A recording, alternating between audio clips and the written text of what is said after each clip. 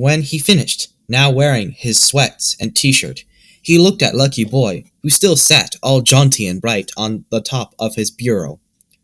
"So, what should I do now?" Sergio asked the toy. "Everyone who's someone should have a house," Lucky Boy said. Sergio stared at the toy's wide smile, and it began smiling just as wide. What a great idea! His own house! Why not buy his own house? He had plenty of money now for a down payment. He said so to Lucky Boy, praising him with, "You're brilliant." Lucky Boy wasn't done throwing out ideas. "Cash is king," Lucky Boy said. "Go from bad to good." That's even more brilliant. This was the toy's best idea yet. He could buy an inexpensive fixer-upper with cash, gut it, then completely redesign it. He could use all the skills he'd honed at the firm to create a true masterpiece of reinvention. "You're so smart," Sergio told Lucky Boy.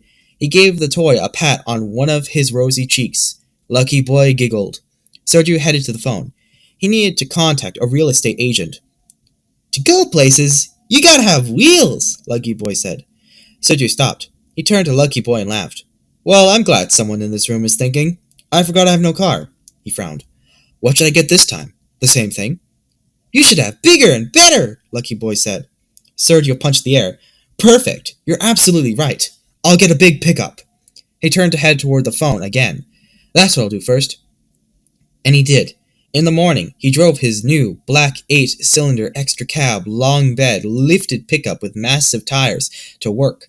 Yeah, it was a Saturday, and he wished he could be out looking at houses, but since he'd missed work on Thursday, he was totally behind. Even without missing that day, he'd had to work today. Now he was going to have to work tomorrow, too. When he parked it in his spot, he decided it looked even more impressive than the red sports car. Seeing the shiny black and chrome road monster sitting in his reserved spot almost made up for being at the office on Saturday for the third week in a row.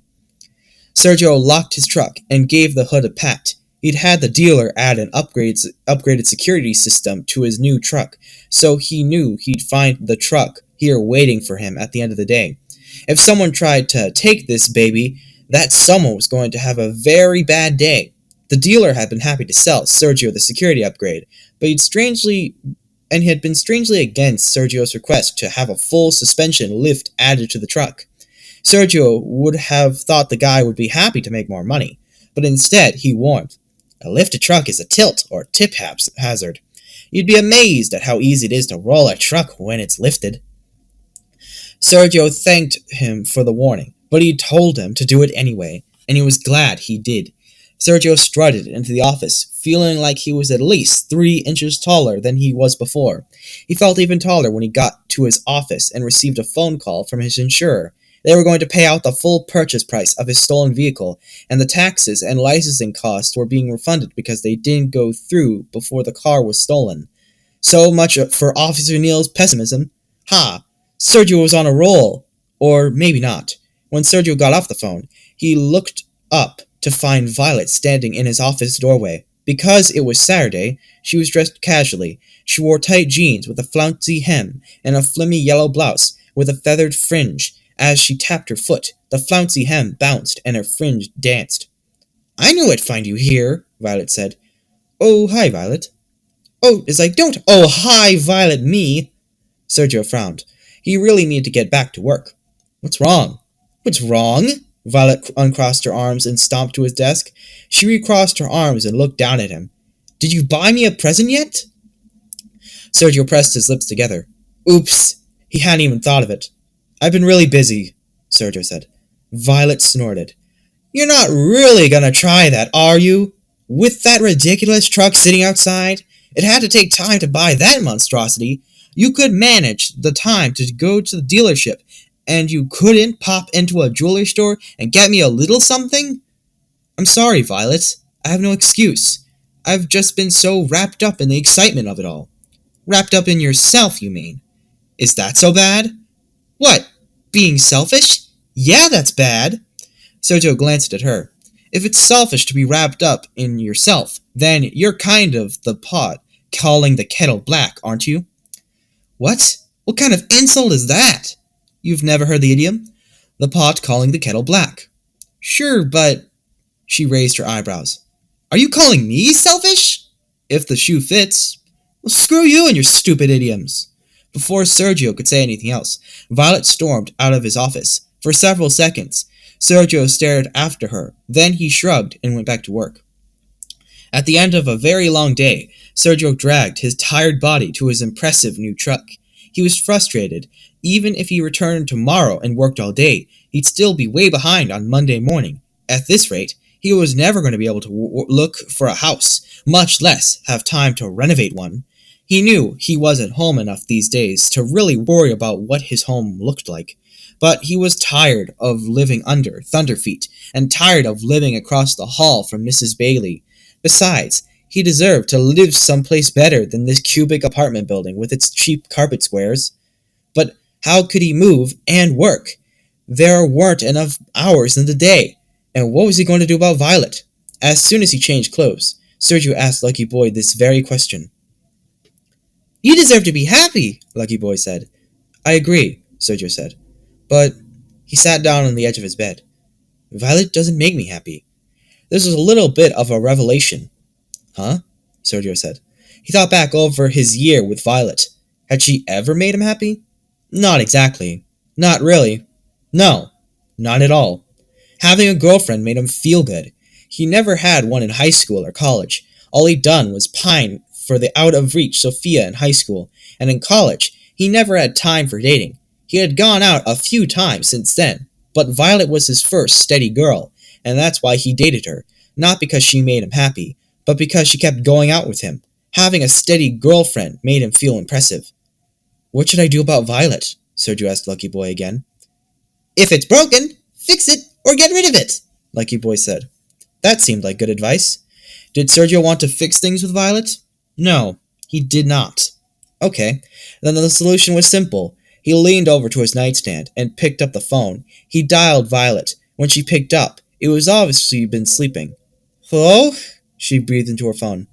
Violet, What time is it, Sergio? Can you wait until a reasonable time to call and apologize? Sergio rolled his eyes. I'm not calling to apologize. I'm calling to break up with you. What? It sounded like you just said, break up with you. That is what I said. I don't want to go out with you anymore. Violet was silent, but she was still on the phone. He could hear her breathing. I should have realized it when I didn't buy you anything. If I loved you and really wanted to be with you, buying you something should have been a no-brainer. But Forget you, Sergio, Violet said. You're not good enough for me anyway. You're a funny-looking little man, and I'm too much of a catch for you. Violet slammed down her phone, and the line went dead. Sergio sat for a second to see if he felt bad. He didn't. He looked at Lucky Boy. Great advice. Lucky Boy giggled. Okay, so Sergio's girlfriend problem was solved, but what about his job? How could he be happy and work the kind of hours he was working? What should I do about my job? Sergio asked Lucky Boy. Better things are on the horizon. Sergio sank down onto his bed. Wow, he never thought. He stared at Lucky Boy, and Lucky Boy's big blue eyes stared back. Why hadn't Sergio thought of that?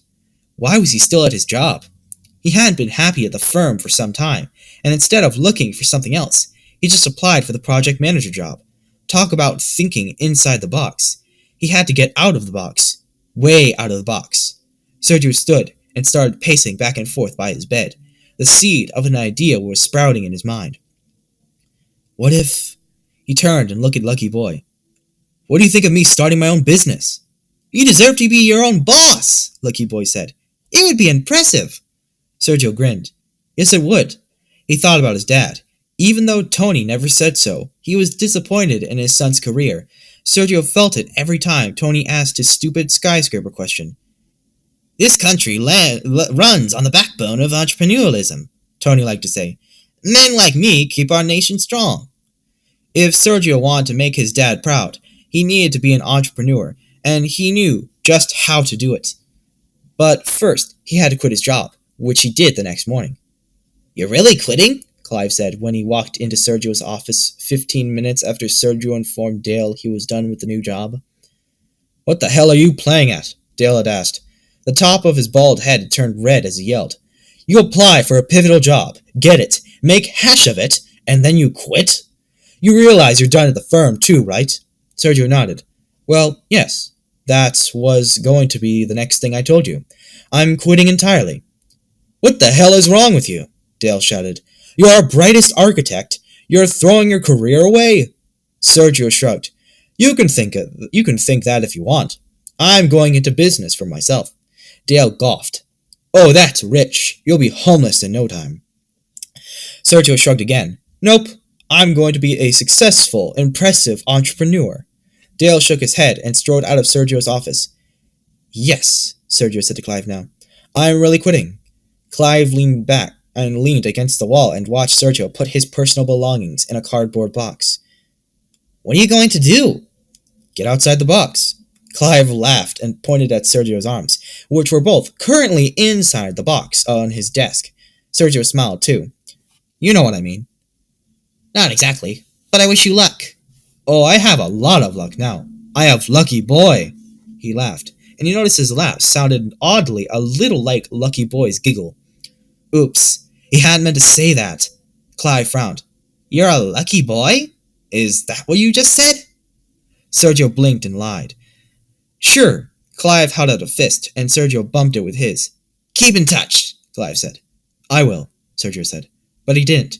He had too much time going on. For one thing, he had to find the right place to renovate into a new home. Sergio thought finding a fixer-upper was going to be easy. The town was full of them, and after years of working on residential renovations, he knew plenty of real estate agents. Which one should he call?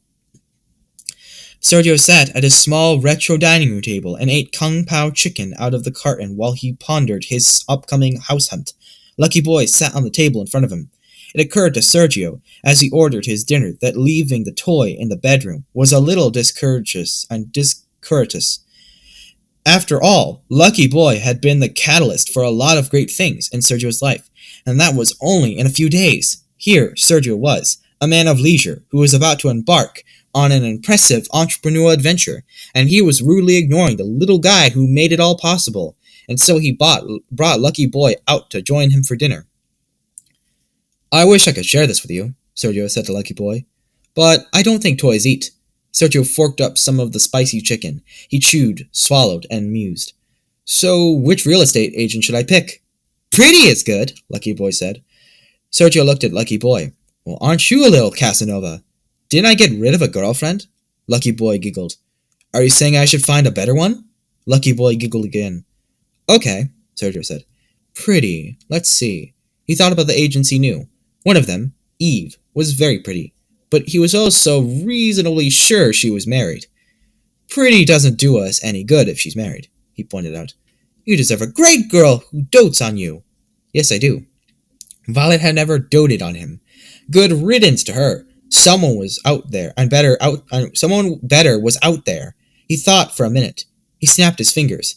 There was an agent named Claire Fredericks who was petite and soft-spoken. They once had a conversation about science fiction, and he said she liked it. That was a good start, wasn't it? As far as Sergio knew, she was single. He picked up the phone and called Claire to schedule an appointment to look at houses the next day. Sergio's father would like Claire. Sergio decided as he sat with her at a conference table in a real estate office. Not only was Claire small and slender, but she was dark-haired too. She looked Italian. He didn't know if she was, but she looked it. That'd be good enough for Tony. And he could hear his mother now. Oh, the babies you can make together. She always said that when she tried to set him up with an Italian girl. What exactly did you have in mind? Claire asked swiftly to face Sergio. Sergio decided that Claire wasn't what most people would call pretty. Her features were a little too strong for that, but he thought she was eye-catching. She had huge, somewhat almond-shaped, very dark brown eyes. He thought of them as comic book eyes. Claire's face would make a great superhero's face. This close to her, he could smell her perfume, which was light but distinctive. It smelled like a combination of fruit and flowers, kind of citrusy and kind of sweet. He liked it. He had to force himself to think about houses instead about Claire. I recently came into a substantial amount of money, Serge told her. I want to leverage it into not just a new home for me, but a multi-million-dollar design business. To that end, I want something that needs a total overhaul, and I'm thinking something industrial maybe? Something with massive architectural potential. Is there anything available in the old warehouse district? The part that was rezoned? Claire nodded several times. Oh, how exciting! I'd love to be part of helping you build a multi-million-dollar business. And I think your plan is excellent. Your design aesthetic is perfect for that kind of building rehab. I didn't know you'd notice my design aesthetic, Sergio said. He blushed. Claire smiled at him. I noticed more than I let on. Sergio smiled back at Claire. He was sure she was flirting with him. Claire cleared her throat. There are several properties that fit your description, but there's one in particular I think will be perfect for you. Do you want to go see it? Absolutely. They went to see it, and it was perfect. The perfect property was an old standalone warehouse that was just at the edge of the area recently rezoned to residential. This meant it got the best of both worlds. It fit with the other warehouse rebuilds around it, but it also backed up to the lush greenery of the neighboring well-established residential area.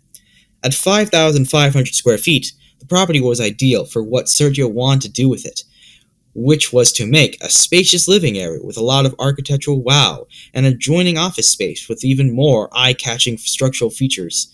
The warehouse had a brick exterior that was in fantastic condition, and its interior support beams and load-bearing walls looked sound. Yes, it was an impressive building, and Sergio absolutely deserved it.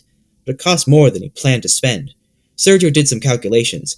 He'd already gotten the insurance payout on the car and the refund of the tax and license fees. The truck hadn't cost as much as the sports car, so he was ahead there. If he bought this old warehouse, he was pretty sure he'd have enough left to complete the renovations. Should he go for it? Of course. Of course he should. Let's make an offer, Sergio said to Claire. She clapped her hands, then got down to business, writing up the offer. I'll go present this right now. I expect the owner to accept it. Do you want to go to dinner to celebrate when he does? Sergio blurted. Claire studied him for a moment. Then she did a cute little half shrug and said, Sure. Sergio grinned. I'm so glad I called you. Claire smiled back. Me too. Sergio went home to wait for word on his offer. There, he told Lucky Boy what happened. Lucky Boy giggled. While he waited for Claire's call, telling him he got the place, Sergio started making sketches of his ideas for it. He had already drawn plans for the whole first floor when Claire called. You got it, she said when he answered. Great. I need to wrap up a couple things, and then I'll be free for the evening. Can I pick you up? Sergio asked. Sure. They set up a time, and Sergio hung up. He looked at Lucky Boy. Where should I take her? And where should I take her to dinner? He asked. I want to impress her. You deserve to go where you want, Lucky Boy said. Impress yourself. Sergio laughed. You're right. I should impress me for a change. Well, I like that Mexican place downtown, the one with the fountain in the courtyard. I'll take her there. Lucky Boy giggled. Sergio played with his plans for a few more minutes, and then he got ready for dinner, putting on a pair of casual black slacks and a gray and black striped dress shirt. He grabbed a black leather jacket to finish off the ensemble, and he started toward the door, only cringing a little when Thunderfeet started a two-step on his ceiling. When he reached the door, his gaze fell on Lucky Boy, who still sat on the table. Sergio felt bad leaving Lucky Boy home alone. He was giving Sergio all this great advice. Did he deserve to sit around like a knickknack in an empty apartment? No way. Sergio picked up Lucky Boy, tucked him under his arm, and headed out the door. When Sergio glanced at Mrs. Bailey's closed door before he walked down the hall, Lucky Boy giggled. Mrs. Bailey hadn't bothered Sergio since his raisin outburst. He was hoping her hurt feelings or whatever was keeping her inside her own walls would hold her until he had moved into his new place. In his lifted truck, Sergio put Lucky Boy and one of the cup holders in the console. When that put Lucky Boy in more of a hole that seemed polite, Sergio dug some paperwork out of the glove box, folded it up, and made a sort of elevated seat for Lucky Boy. Lucky Boy giggled. You might not want to do that when Claire's around, Sergio said, starting the engine. Other people's judgments are irrelevant, Lucky Boy said. Sergio glanced at his new friend. You're right. Actually, okay, laugh if you want to. Lucky Boy giggled. Sergio pulled out of his parking garage. Do you think I should take her something? Flowers? Too much? Or not enough? Roses speak from the heart, Lucky Boy said. Okay, roses it is. Sergio stopped by a florist and bought a dozen pink roses. Judging from Claire's bright eyes and big smile when she spotted them on the dashboard, he made a good choice. She looked from the flowers to Sergio. For me? Of course. She reached out for them and then frowned. What's wrong? Are you allergic? No, no. I was just thinking they'll wilt while we're at dinner. Sergio shook his head. I had them put those little vials of water on the end of each stem. Claire looked at him and smiled widely. Then she hugged him. You're so thoughtful. Sergio accepted the hug and gave Lucky Boy a thumbs up behind Claire's back. As soon as Claire was buckled into her seat, she noticed Lucky Boy. She picked him up. What's this? Sergio tensed, feeling strangely possessive of the little guy. That's Lucky Boy. He's sort of like a mascot. Claire gave him a puzzled look. Sergio hesitated, then decided to go ahead and tell her the whole story. Before, it had seemed wrong to talk about Lucky Boy, but now it felt disrespectful not to talk about him. Not telling the truth felt like Sergio was taking credit for the recent turn of events his life had taken. Lucky Boy should have some recognition. Sergio told Claire the whole story. Claire listened with rapt attention, her brow going higher and higher as the story went on. When Sergio was done, she turned Lucky Boy over. How does it work? Sergio shrugged. You're not curious? You don't want to take it apart and find out? She started tugging on Lucky Boy's arms. Sergio grabbed Lucky Boy away from Claire. No! Claire's eyebrows climbed a notch higher. Sorry, Sergio said. I guess I'm sentimental about it. Claire looked from Lucky Boy to Sergio and back. I understand, she said. Sergio didn't think she did, but he didn't say anything else, and by then they arrived at the restaurant. The next few weeks passed in a blur. While Sergio was waiting for the deal to close, he finished his designs. Then he submitted them for approval to the city permit offices while he waited while he talked to contractors. He was looking for exactly the right team to work on his project, and it didn't take him long to find it. Soon after that, he got approval, and the renovation began. Also, Sergio moved in to his new place. He wasn't planning on leaving his old apartment before the renovations to his new place were done, but his lease came up for a renewal, and he got a penalty if he left before the end of the year. That made no sense, so he let the lease lapse. He hired movers to pack up his stuff and move everything to the new property. So long, Thunderfeet. So long, Miss Bailey. Although the warehouse was a mess, filled with piles of demolished wood, concrete, and drywall, a maze of walls stripped to studs, exposed pipes and wiring, Sergio was able to clear out a corner of it to stack his belongings, store his furniture, and set up his bed. He had electricity and one working bathroom, but he had no kitchen. He bought a small fridge for things like milk and sandwich fixings, but mostly he figured he could eat out or take out. It was basically urban camping. Sergio felt like he did when he was a little kid, starting a new adventure. What do you think? He asked Lucky Boy when he set the toy on top of a pile of boxes near the bed. Sergio did his patented moonwalk and spin, and he threw his arms out and up. Isn't this place going to be great? You deserve the best, Lucky Boy said. This will be the best when it's done. Lucky Boy giggled. Sergio once again found himself having long days, but being his own boss, he didn't mind it so much. He was enjoying overseeing his project, until he wasn't, and he was enjoying Claire, until he wasn't. The problem with the project was money. It turned out that he'd underestimated costs. He didn't have a budget big enough to do all he wanted to do, and if he couldn't do what he wanted to do, he wouldn't create an impressive space. If he didn't create an impressive space, he wouldn't be able to get and use his home as a platform for getting clients. Where can I get money? Sergio asked Lucky Boy one evening. Rich people have lots of money. Sergio wasn't sure what to make of that, but he figured Lucky Boy would make it clear soon enough. Lucky Boy always told him what to do. By now, Sergio was taking Lucky Boy wherever he went. Lucky Boy helped him all day long. He helped Sergio pick out materials, make design decisions, and manage his time. He even helped Sergio choose his food. Lucky Boy also advised him on other purchases, like all the electronics he was buying for the new place, and all the casual clothes he was buying to replace his more formal work wardrobe. When Sergio worried about going through with the money, Lucky Boy said, "You deserve the best." Lucky Boy had the same thing to say about Claire. Everything with Claire was great at first. She appreciated the places he took her, and the flowers and gifts he bought her, but when money got tighter, and he had to stop giving her gifts and start suggesting they stay home for takeout, she began changing. Oh, she still acted sweet and all, but he was sure he could sense an undertone in the things she had said. "Of course I don't mind having a picnic on the floor of your place." Sounded like, "Where do you get?"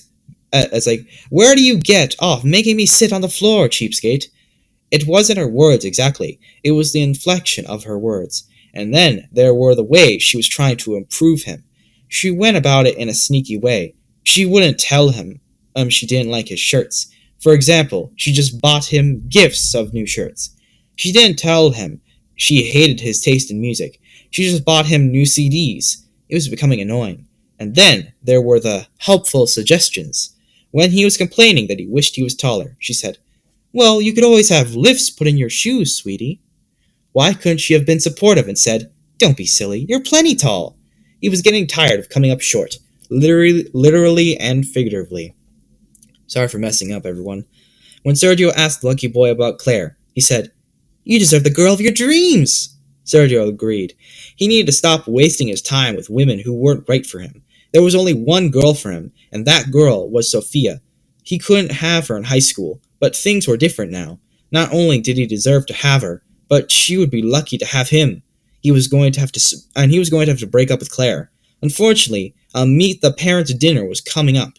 His mother had been bugging him to set it up for weeks, and the week before she'd called ostensibly to tell him he'd received his third invitation to his 10th high school reunion. But once she had him on the phone, she said, "When are we going to meet your Claire? You keep putting me off, Sergio. It's not nice to put your mother off. 3 weeks ago you said, next week. 2 weeks ago you said, next week. A week ago, I get it, Mama." So? "So how about this week?" He said. "Perfect," his mother said. "You'll come on Saturday." Now he wished he hadn't agreed. "Should I cancel the dinner?" he asked Lucky Boy. "Your father is rich," Lucky Boy said. "Go to dinner. Get a loan." Sergio had never asked his dad for money, but Lucky Boy was right. Tony was rich. Why not ask for a loan when he went for the dinner? He'd have to break up with Claire after that. As Sergio suspected, his parents liked Claire on sight. His mother fussed over Claire so much he said, "She's not royalty, Mama." "Well, I'm just being friendly." His mother patted her graying black hair, which she had twisted into an elaborate bun. She smoothed the full skirt of her emerald green cocktail dress. His mother liked to get dolled up. Claire lifted her chin and said, "Sergio, don't you know all women want to be treated like royalty?" "Fine," Sergio said. "Then I'm going to leave you regal ladies here. I need to talk to Papa." Tony had greeted Sergio and Claire and then retreated back into his study. His work wasn't done for the day, but he boomed, "Come in," when Sergio knocked on the door. And it's kind of ironic that thunder is happening and then it says he boomed. Never mind. Sergio stepped into his father's domain. As always, he stopped and looked in awe at the space. Tony loved historic architectural details, and he designed an office filled with so many carved wood features and so many filigree trimmings that it looked like something out of the 16th century. It was a massive office, over 1,000 square feet, and it vaulted 2 stories, lined with bookshelves stuffed with books. The room had a rolling ladder for the taller shelves, and a spiral staircase to an upper balcony.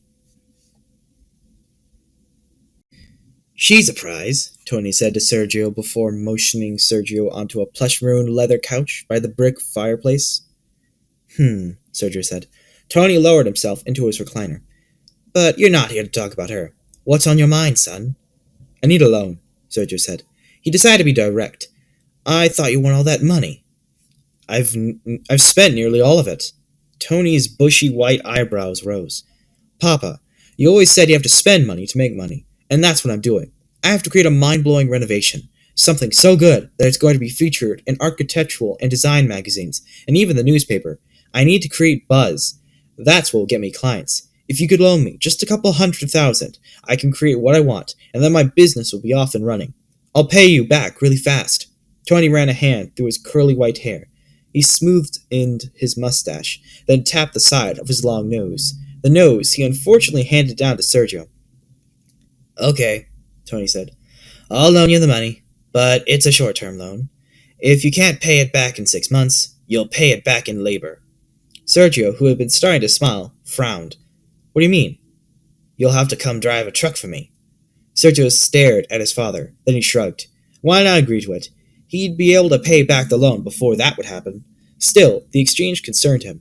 Over the dinner, his concerns turned into full-blown annoyance. They had dinner al fresco, sitting at the iron and glass table on the stone patio in the back garden. It would have been a nice meal if Claire hadn't been sniping at him.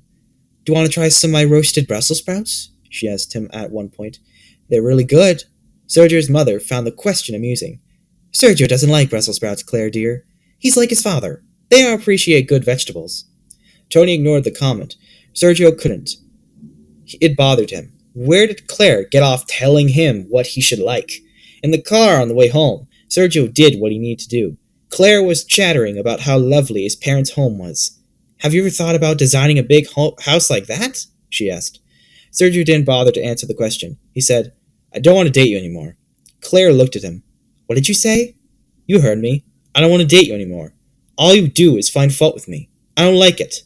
"Find fault? How do I find fault?" "The shirts, the CDs. What? And what? Giving you gifts is finding fault? You told me I should wear lifts. You said you felt short. I was trying to be helpful. You don't like my taste in vegetables. I was just telling you mine tasted good." "I don't know why you go out with me if there's so much wrong with me," Sergio complained. Claire crossed her arms and glared at him. "You're being ridiculous." "Yeah, see? Now you think I'm ridiculous." Claire sighed. "You've lost your mind." Riding in the console, as always these days, Lucky Boy giggled. Claire picked up Lucky Boy and shook the toy in Sergio's direction. "And you play with dolls." Sergio grabbed for Lucky Boy. "Put him down." He turned to look at Claire, then the truck swerved. Claire held Lucky Boy away from Sergio. You've started treating it like a guru, and I was going along with it. But really, Sergio, it's a tchotchkotch, whatever. A doll, a little statue. It's not your personal guide through life. If you think it is, you're a weirdo." Claire pressed the button to lower her window. "You need to get rid of this thing." She raised her arm to toss Lucky Boy out of the truck. Sergio Boy lunged for Lucky Boy, and as he did, he wrenched the wheel. They were heading into a curve, and the lifted truck couldn't handle the severe turn. It tipped right over, left the road, and headed down the rocky embankment. Suddenly, they were upside down, then right side up, then upside down. Every flip of the vehicle was accompanied by the screech and crunch of metal against rock. Every jolt threw them around within the confines of their seatbelts, which jerked against their bodies. Thankfully, Sergio was able to grab Lucky Boy away from Claire as the truck started going over, so the toy wasn't damaged. The truck landed right side up, but its roof was smashed down toward their heads. Claire started screaming the second the truck stopped moving. Sergio worked as fast as he could to undo his seatbelt and himself. He wanted to get out of the compressed space filled with Claire's hysterical shrieking. He managed to kick his crumpled door open and stumble out. Just as he turned to help Claire, another truck stopped. "Are you okay?" a middle-aged man called out. Sergio took stock. He had gone jostled about it for sure. It felt like he'd pulled a couple muscles, and he knew he'd have bruises, but nothing was broken. He looked at Claire. She didn't seem to have anything broken either. He saw no blood. She looked like she was more angry than injured. "We're okay," he called out. "Speak for yourself," Claire snapped. "You're going to pay for this." I'll go get help, the middle-aged man shouted. Sergio called, "Thanks." The truck was a mess. After it was towed, Sergio found out it would need thousands of dollars in bodywork, and it would be in the shop for a couple of weeks. Suddenly, Sergio was without a vehicle again. He was also without a girlfriend, and soon he was facing a lawsuit. Claire was suing him for negligence resulting in her injuries, but Sergio couldn't get to suppliers to choose finishes for his renovation. Work started slowing down. On top of that, Unbeknownst to Sergio, his contractor had a thing for Claire, and he quit after the accident. I can't get in. I can't in and I can't in good conscious work for a man who hurts women, the contractor said, then set Sergio's project back a full month. But he wasn't worried. It would all come together. Besides, it wasn't important. He had something far more exciting to think about. The day after Sergio broke up with Claire, he had called his mother to ask if she should if she could get him Sophia's phone number. Before he could ask, though, his mother told him he'd received yet another invitation to his high school reunion. How lucky was that? It would have been even better than calling her. He'd meet up with Sophia at the reunion and wow her and the rest of the class, too. Hey, Mama, he said. You know Sophia Manchester's mama, right? Sophia, the lovely girl from your class? Yes, we're good friends. Could you find out if she's going to the reunion? His mother let out a little squeal. Oh, my Sergio is so clever. Yes, I can do that. That Claire was a nice girl, but Sophia is much better for you. I agree, Mama. Content that the perfect girl was more in his sights, and was as once more in his sights. Sergio returned his attention to his renovations until he heard from his mother. It didn't take long for her to get back to him. When she did call him, she was bubbling with enthusiasm. She shouted in his ear, Sergio, she's definitely coming. Sophia will be at the reunion. Sergio hung up the phone and grinning from ear to ear. Not only was he getting the time he needed to catch up on the renovation, but he was also going to get at the girl of his dreams. The next 2.5 weeks passed quickly. Sergio didn't make as much progress on the renovations as he wanted, but he wasn't concerned. He finally had his truck back, so things were going to go faster now. You have all the time you need, Lucky Boy told him. He was, however, running out of time to get ready for his reunion. What should I do to get ready for the reunion? Sergio asked Lucky Boy after he polished off a burger one evening. I have the right clothes, but I think I should do more. I want to knock Sophia's socks off. I think I should go above and beyond.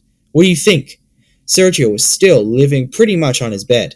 The rest of his furniture was stacked up and covered with plastic to keep it free of the paint splatters and dust created by the renovations. He leaned back on his pillow and looked at his little buddy, who now had his own pillow next to Sergio's on the bed. Be the best to get the best, Lucky Boy said. Well, Sergio was the best architect, and he was going to have the best business. But what about my looks? Sergio said. I know I'm smart, but smart never counted for much in high school. When I go to the reunion, everyone's going to look at me and see just a 10-year-old version of me and of who I was then. I want to go back looking different. And I have to admit, I do have some flaws in my appearance. My ears, for instance, they're too big. What should I do about my ears? You don't need them, Lucky Boy said. What does that mean? I don't need my ears? Sergio was confused. You're better off without them. Do you really think so? Do you think so? Really? Sergio asked. Get rid of what you don't need. Sergio nodded. That makes sense. He thought about going to the reunion without his big, dopey ears sticking out. That would be great, and that'd be so great. But his ears weren't the only issue. I still won't look the way I want to, even without my big ears. I'd really like to look perfect for the reunion. You deserve perfection, Lucky Boy said. Exactly. You're right, I do. Sergio leaned over to the box he used as a nightstand. He grabbed a pad of paper and a pen. Okay, Lucky Boy, you need to help me here. Let's figure out what I can do to be the best me for the reunion. Let's make a list so I know exactly what I need to do. Make a plan for perfection. Sergio grinned. That's just what I'm going to do. He tapped the paper with the pen. Okay, well, besides my ears, he said. I hate my hair. He scribbled on the paper. Hair is overrated, Lucky Boy said. Lucky Boy was right. Hair was a lot of work. Dale had a shaved head, and women found him attractive. Sergio made a note, but then he frowned. He remembered Dale talking about how much work it was to maintain a perfectly shaved head. More work even than keeping hair nice. Shaving wasn't going to do it. His hair would grow back if he didn't go deep. He scratched out his previous note and wrote a new one. He thought for a few seconds. My eyes are too small. I look like a bird. I have beady eyes.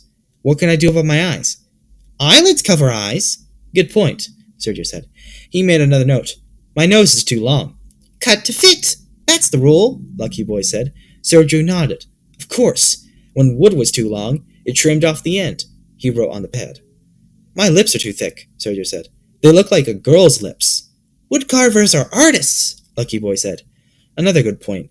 Another good point, Sergio said. Why hadn't he thought of that? He was a master of reshaping wood. He was sure he could reshape anything. He scribbled another note. Then he said, I want to be taller. Remove and reuse, Lucky Boy said. Sergio smiled. Right. He often took scrap metal from one part of a project and repurposed it for another part. He made a note. Then he wondered, what should I do about my belly? Leaner is meaner, Lucky Boy said. Trim the fat. Sergio nodded and wrote on his list. He smiled warmly at Lucky Boy. You're a great help. So glad I found you, Lucky Boy giggled. Sergio sat and wrote for a bit longer. Then he stood. Okay, time to get to work. Sergio crossed to a stack of boxes and moved them around until he found the one he wanted. Tearing off the tape, he reached in and pulled out his kitchen knife set. He put it on the bed. Setting the first box aside, he examined the surrounding boxes until he found the next one he wanted. He ripped the tape from the box and pulled out a pair of scissors, needles, and thread, a measuring tape, and some twine. He laid all these items out on the bed. He stepped into the makeshift bathroom area and got his razor. He added that to what he'd already gathered. Then he left his little carved-out living space and walked out into the unfinished great room. I should have the rest of what I need out here. He looked around. He spotted a box cutter on what was going to become the kitchen island, and he picked it up. Then he looked around again. He gazed, landed on the drill. That would come in handy. Now, where had he put his wood-carving knives?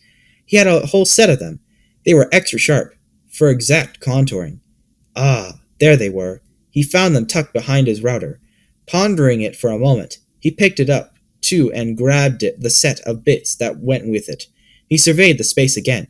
He needed one more thing. He saw what he was looking for on the far side of the room.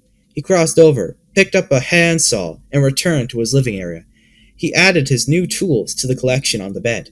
He looked at Lucky Boy. What do you think? Do I have everything? The right tools for the right jobs! Sergio felt a rush of excitement. This was going to be awesome. He was finally going to fix himself up so he'd be as eye-catching as he was successful. Sergio did a moonwalk along the foot of the bed. He spun in a circle and looked at his assembled tools. Where to begin? Sergio's class reunion was being held in the grand ballroom of the oldest hotel in town. He was excited about that because the ballroom was impressive. With gilded, ornate ceilings and carved panel walls filled with crystal chandeliers and fine artwork, the room was exactly the kind of room that would make a great backdrop for Sergio's new and impressive look. He was going to drop some jaws this evening. That was for sure. He decided to arrive late, so he had the biggest audience possible for his grand entrance. Thankful to have his big truck to get him to the festivities, Sergio drove up to the hotel in gleeful anticipation. This was going to be so much fun. Inside the hotel, most of Sergio's classmates were already in full party mode. Squealed greetings, warm hugs, and fond laughter joined in with 80s rock hits played by a ruckus band. Even though the room was already fancy, the reunion planners had topped off the room with streamers and a big "Welcome Class of '85" banner that hung high on the wall. Reunion attendees talked and joked and danced under a floating cloud of helium balloons. When the ballroom doors opened to let in the latest arrival, all eyes turned to see who was coming in now. In unison, all those eyes widened in horror. The music stopped playing with the screech of a distant guitar chord and the reverberating clash of a cymbal. Talking ceased entirely. The entire room went completely silent. Then a woman screamed, and another, and another. One woman fainted. Someone threw up. Several people covered their mouths. Several more turned away. Some started running toward the back of the room. Not sure what was causing the upset, Sergio looked behind him to see if something terrible was coming. He saw nothing. A man and a woman were at the far end of the hall, but they headed the other way. A waiter was coming out of another ballroom, but he too was going to the other direction. No one was behind Sergio. As Sergio started to turn back toward his classmates, his glare landed on the floor, and gaze landed on the floor. He frowned. The floor was disgusting. What had happened in this hallway? Sergio hadn't noticed the floor when he walked in, probably because he was so eager to make his captivating appearance. But now he stared at it. The gold carpet behind him was stained with a thick trail of blood. No, not just blood. White bits of flesh nestled in the blood. He also saw what looked like bone bits, clumps of hair, and blobs what appeared to be pink, spongy tissue dropped at intervals along the center of the hallway. The blobs gleamed in the glow from the overhead chandeliers and seemed to wiggle as he looked at them. It was nauseating. Sergio was appalled. He thought this was supposed to be a classy hotel. Someone should do something about the mess. But if he went to get a hotel employee now, he'd mess up his timing. His classmates were waiting for him. Sergio looked back down the hall to where he'd left Lucky Boy, sitting on a chair so he could watch Sergio's triumph. Lucky Boy would agree that Sergio deserved to have the best cleaners take care of this mess. Lucky Boy giggled. Sergio looked down at his feet and noticed even more gruesome waste staining the carpet next to his brand new shoes. Oh, for heaven's sakes! Some of the gore had even gone on the black leather. He leaned over and wiped off what looked to be some rubbery gristle. He shook his head. He would deal with the hotel's janitorial shortcomings later. He turned back to his fellow classmates. Now, he said to himself, where is Sophia? And that is the end of Story 2, Book 8. Hope you guys enjoy, and the next story will be What We Found. So, bye, I guess.